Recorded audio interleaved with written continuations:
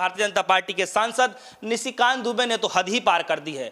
निशिकांत दुबे ये कह रहे हैं कि देश में धार्मिक युद्ध भड़काने के लिए सुप्रीम कोर्ट जिम्मेदार है, देश में गृह युद्ध के लिए सीजेआई यानी संजीव खन्ना जिम्मेदार है। अगर सुप्रीम कोर्ट ही कानून बनाएगा तो फिर संसद भवन को बंद कर देना चाहिए। इतने बयान देने के बाद विपक्षी नेताओं के अंदर हलचल मच गई कि आखिर यह किस तरीके का बयान दिया जा रहा है। हालांकि भारतीय जनता पार्टी ने इनके बयानों से खुद को किनारा कर लिया है। अब इस खास मसले पर बातचीत करेंगे कि क्या सुप्रीम कोर्ट को डराने की धमकाने की कोशिश की जा रही है या फिर प्रेशराइज किया जा रहा है कि जो हम चाहते हैं उस तरीके के फैसले आ जाए। हरिंदर ताऊ जी, मेरा सबसे पहले यही सवाल रहेगा कि जिस तरीके से जगदीप धनखड़ हो, चाहे जो है निशिकांत दुबे जी हो, चाहे कि रिज्जू साहब हो, तमाम नेता जो हैं सुप्रीम कोर्ट के ऊपर उंगली उठा रहे हैं। क्या वजह ऐसी आ पड़ी कि बार बार ऐसा कहना पड़ रहा है? देखिए, सुप्रीम कोर्ट को इन्होंने सारी संवैधानिक संस्थाएं जो हैं वो गुलाम बना ली हैं। देश के अंदर सीबीआई हो, ईडी हो, इनकम टैक्स हो, चुनाव आयोग हो, चाहे वो जो इनकी सबकी जांच करती है वो घोटालों की, एक वो है, बहुत सी जितनी भी देश के अंदर संवैधानिक संस्था हैं उसमें एक चौथा पिलर मीडिया भी है, उन सब को जो है इन्होंने गुलाम बना लिया है। तो अब एक संस्था बच रही है, वो है न्यायपालिका।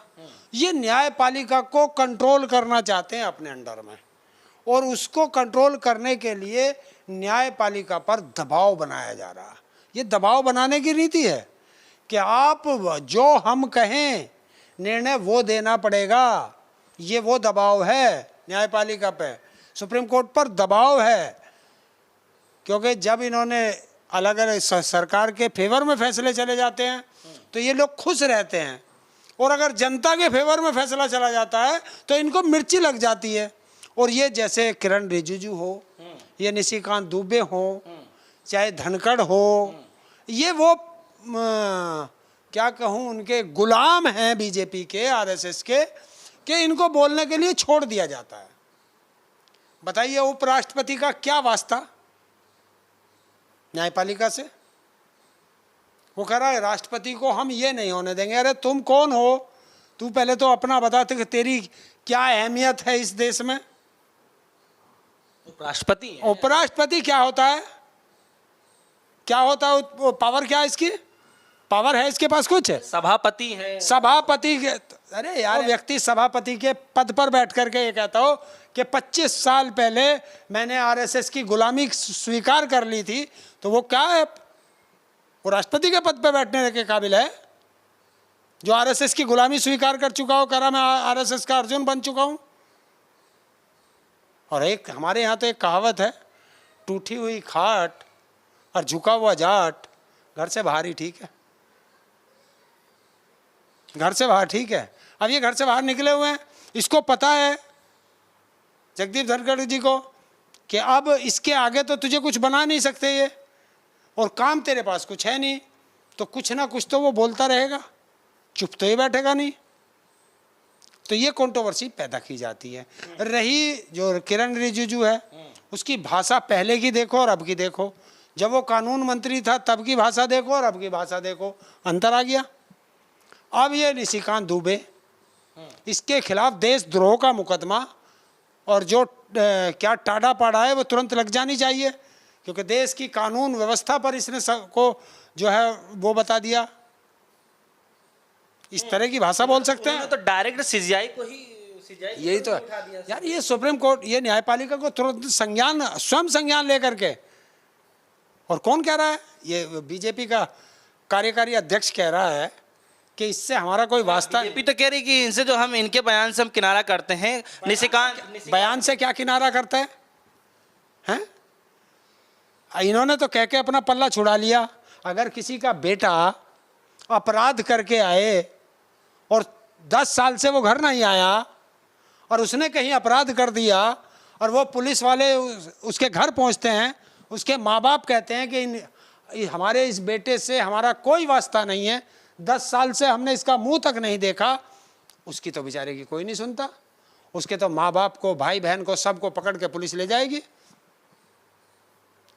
तो ये दोहरा जो कानून चला रखा है इस बीजेपी ने, आरएसएस ने, ये उस दोहरे कानून का एक नमूना है। अच्छा ताऊ जी, निशिकांत दुबे जी अपने बयान पर अभी तक कायम हैं और वो एक बार नहीं 2 बार बयान दे दिए।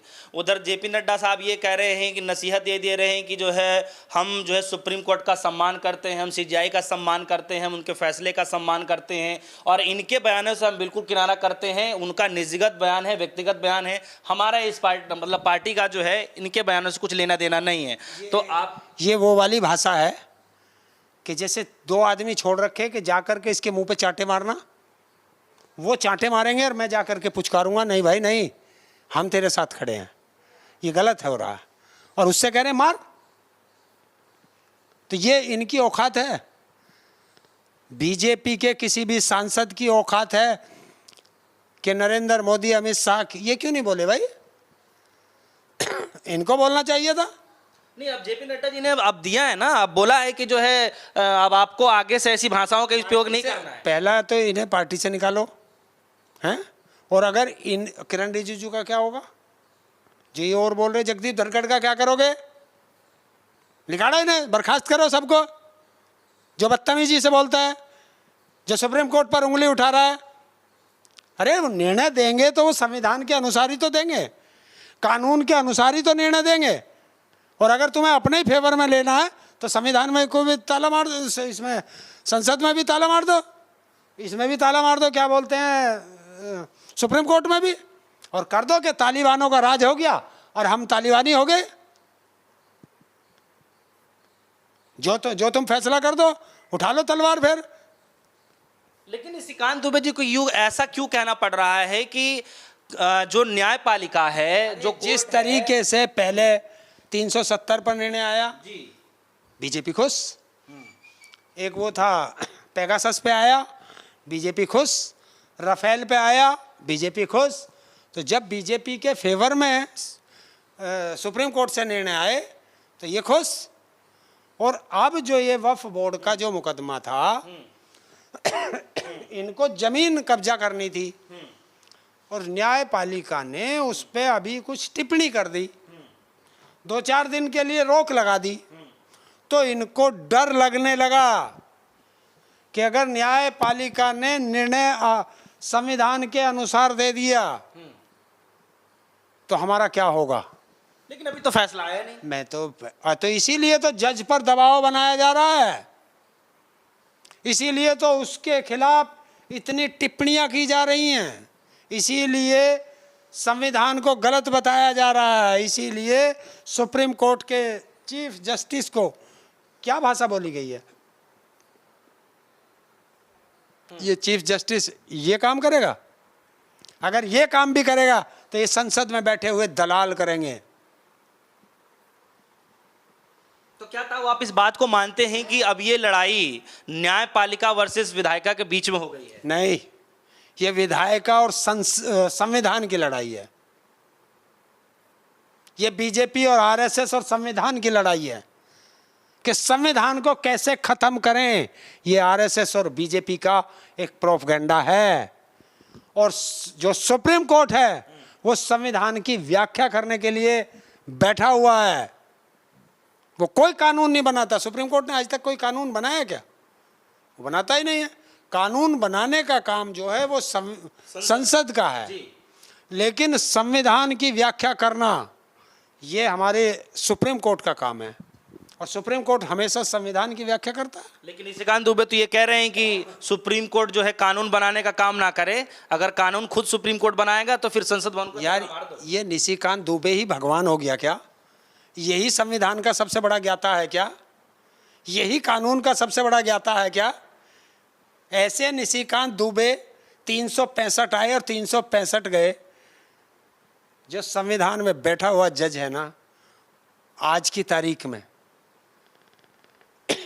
इसके बाबा या दादा थे इसी संविधान में, इसी कोर्ट में, सुप्रीम कोर्ट में, और वो सरकार के आगे एक फैसले पर झुके नहीं थे। इंदिरा गांधी ने उसको चीफ जस्टिस नहीं बनाया था इसी बात पे कि तुमने हमारे खिलाफ वो किया था, जजमेंट दिया था। उसको कोई गम नहीं था कि मैं चीफ जस्टिस नहीं बन पाया, लेकिन उसको एक फक्र था कि मैंने संविधान के अनुसार निर्णय दिया है और ये उसी का खून है। तो आप ये कहना चाह रहे हैं कि सीजीआई साहब से बीजेपी को डर लगने लगा है? देखिए, बीजेपी को और आरएसएस को और सरकार को डर तो लगता है, ये बड़े डरपोक होते हैं। बीजेपी डरपोक है, आरएसएस डरपोक है और सरकार तो हमेशा डरपोक होती है। वो डरती है, ये संवैधानिक संस्थाओं से डरती थी, लेकिन संवैधानिक संस्थाएं गुलाम हो गई। अब एक आपका सुप्रीम कोर्ट बचा है, न्यायपालिका बची है। न्यायपालिका में भी एक दो जज ऐसे आ गए, चीफ जस्टिस, कि जो झुक गए। तो अब अगर एक दो झुक जाएगा तो ये सोचते हैं सबको झुका लो, क्योंकि आपने देखा होगा निर्णय देने के 2 महीने बाद राज्यसभा चले गए, कोई किसी विभाग का अध्यक्ष बन गया, तो ये झुके हुए ही तो हैं। और ऐसे ऐसे भी हैं कि चाहे गर्दन कट जाए हम झुकेंगे नहीं, तो वो ऐसे ऐसे भी चीफ जस्टिस आएंगे। एक सवाल है मेरा कि जगदीप धनखड़ साहब ये कह रहे हैं कि जो है हम ऐसे माहौल नहीं बना सकते जहां पर सुप्रीम कोर्ट, वो कह रहे हैं कि हम ऐसे माहौल नहीं बना सकते जहां पर आप यानी सुप्रीम कोर्ट राष्ट्रपति को आप निर्देश दे सकें। क्यों? राष्ट्रपति को शपथ कौन दिलाता है? कौन दिलाता है? और अगर राष्ट्रपति बना है तो किसके कारण बना है? संविधान के हैं। तो संविधान सबसे बड़ा है और सुप्रीम कोर्ट ही संविधान की व्याख्या कर सकता है, किसी और के हाथ में नहीं है। और जगदीप धनखड़ है क्या? इसके पास अधिकार क्या है? ये क्या कर सकता है एक भी अधिकार इसके पास? संविधान के द्वारा दिया गया एक भी अधिकार है क्या इसके पास? बस एक अधिकार है कि कुर्सी पे बैठा रहो, राज्यसभा चला जा और वहाँ कुर्सी पे बैठा रहिए, सामने सांसद बोलेंगे तुझे सुनना है, ये अधिकार है इसके पास। और कोई अधिकार संविधान में हो तो हमें बता दो, क्या कार्य हो उसके पास ये बता दो। कुछ नहीं है, इसीलिए तो वो बोल रहा है। आखिरी सवाल है ताऊजी, और मैं छोटा सा जवाब चाहूँगा कि ये सारे बयानात को देखते हुए आप अगर कुछ कहना चाहें तो क्या कहेंगे? जो लोग जो हैं सुप्रीम कोर्ट के ऊपर उंगली उठा रहे हैं, हस्तक्षेप कर रहे हैं, सीजीआई का नाम डायरेक्ट ले रहे हैं, क्या सुप्रीम कोर्ट पे उंगली उठाने वाला और सीजीआई को निर्णय देने से पहले उस पर उंगली उठाने वाले ये भारतीय संविधान के गद्दार लोग हैं। जो संविधान को खत्म करना चाहते हैं ये वे लोग हैं। सुप्रीम कोर्ट पर उंगली कैसे उठा दोगे? न्यायपालिका है, वो संविधान के अनुसार जिस तरीके का भी उसमें वो है वही तो निर्णय देंगे। और तुम निर्णय से पहले अपना निर्णय सुना दो तो क्या कारण है? न्यायपालिका को तुम दबाव में लेना चाहते हो और न्यायपालिका दबाव में नहीं आएगी, क्योंकि अगर न्यायपालिका दबाव में चली गई तो इस देश में कुछ बचेगा नहीं। जिस दिन न्यायपालिका दबाव में आ जाएगी उस दिन इस देश में संविधान बचेगा नहीं, इस देश में लोकतंत्र बचेगा नहीं। सिर्फ एक ही बचेगा और वो होगा तानाशाह। तो अगर लोकतंत्र बचाना है, देश का संविधान बचाना है, तो हमें सुप्रीम कोर्ट को भी बचाना होगा। बहुत बहुत शुक्रिया। हमारे साथ हरिंदर ताऊ जी जुड़ रहे हैं, जिनसे हम खासा बातचीत कर रहे थे।